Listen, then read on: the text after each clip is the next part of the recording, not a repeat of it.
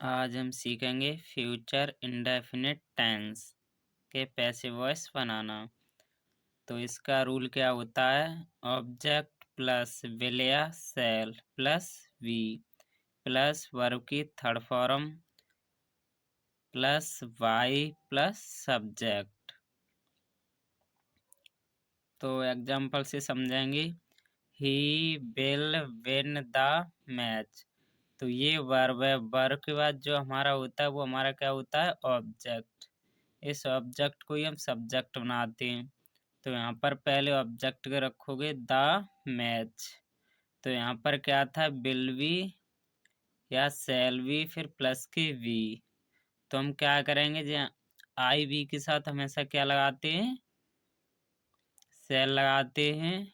और अन्य के साथ हम क्या लगाते हैं? विल। तो यहाँ पर क्या करेंगे? The match will be won by him. तो ही को हम किस में चेंज कर देते? हिम में। तो यहाँ पर ये सारी चेंजिंग ही को किस में चेंज कर देते? हिम में। सी का क्या हो जाता है? हर। यू का क्या हो जाता है? यू। दे का क्या हो जाता है? देम। बी का क्या हो जाता है? अस। और आई को किस में चेंज कर देते हैं? मी में। तो ये चेंजिंग आपको आनी चाहिए। अगर आपको ये चेंजिंग आती है तो आप वाक्य को आसानी से बना लेंगे। और इनके आपको रूल भी पता होने चाहिए सबके। जैसे यहाँ पर दूसरा वाक्य दिया है कि आई सेल ड्राइव अ कार।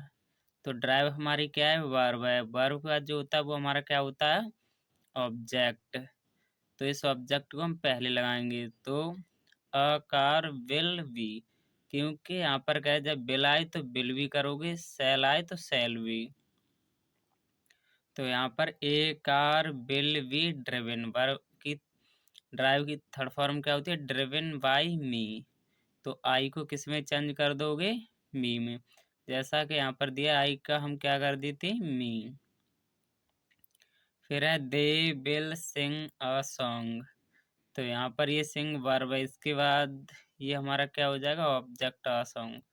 तो a song will be sung by them. तो दे को हम किस में चेंज कर देते हैं? देम में। बस ये चेंजिंग आपको याद रखनी है। अब सीखेंगे हम नेगेटिव सेंटेंस। तो इसका रूल क्या होता है? ऑब्जेक्ट प्लस विल या शैल प्लस नॉट।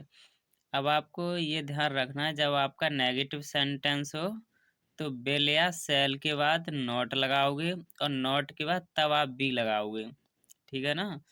कभी बी के बाद नॉट मत कर देना। हमेशा विल या शैल प्लस नॉट, उसके जस्ट बाद बी प्लस वर्ब की third form plus by plus subject. तो हम एग्जाम्पल से समझाएंगे कि he will not write a letter. तो राइट हमारी वर्ब है। वर्ब के बाद जो होता है वो मैंने आपको क्या बताया? ऑब्जेक्ट होता है। तो यहाँ पर ऑब्जेक्ट को रखेंगे a letter will not be. तो आपको क्या रखना है? विल, उसके बाद नॉट, उसके बाद बी। फिर राइट की third form written by him. He को हम किस में चेंज कर देते? हिम में। फिर है हमारा आई शैल नॉट कॉल हिम। तो आई बी के साथ हमेशा क्या लगाते हैं? शैल। और अन्य कुछ भी आ जाए तो उसके साथ हमेशा क्या लगाते हैं? विल। बस आपको ये भी याद रखना है। तो कॉल के बाद क्या है? हिम। और हिम की चेंजिंग क्या मैंने बताई है? ही हो जाती है। तो हम क्या रखेंगे यहाँ पर? पहले ही, उसके बाद विल, फिर नॉट, फिर बी। क्या करना है? नॉट, उसके बाद बी, फिर वर्ब की थर्ड फॉर्म कॉल्ड, फिर बाई, फिर मी। आई को हम किस में चेंज कर देते हैं? मी में। फिर आपका वाक्य सी विल नॉट कुक फूड।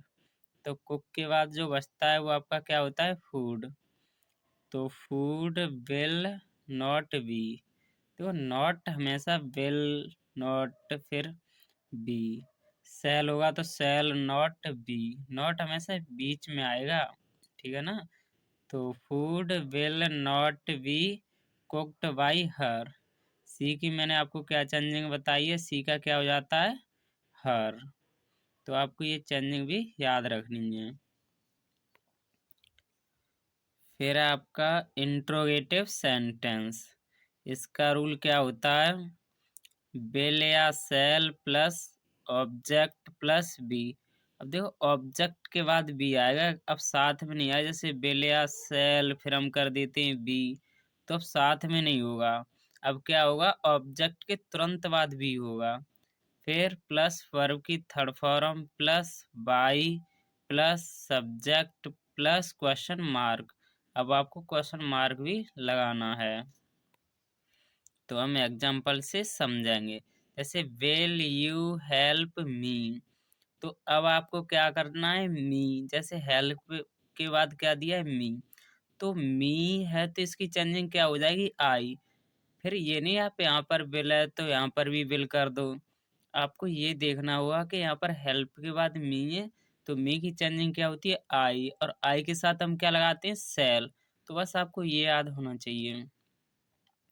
तो यहाँ पर हो जाएगा सेल आई बी।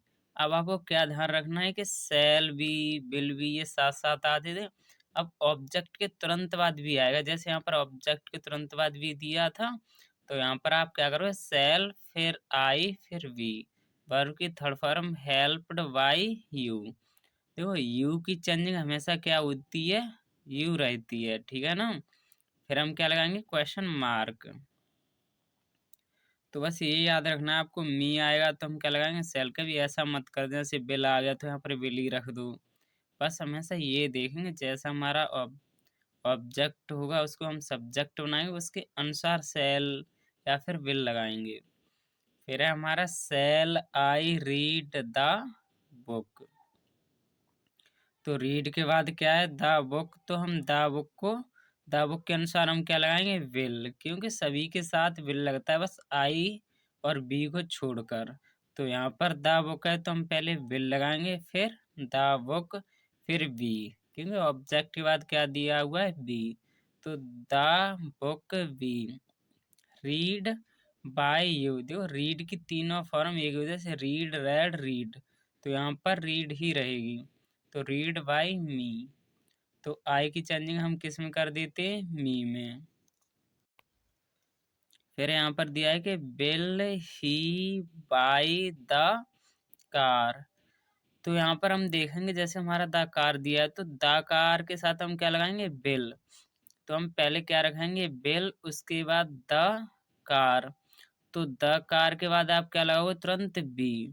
बस आपको ये याद रखना है कि जब भी आपका कोई ऑब्जेक्ट हो, पहले उसके अनुसार हम बिल लगाएंगे या सेल लगाएंगे, वो उसके अनुसार रखेंगे।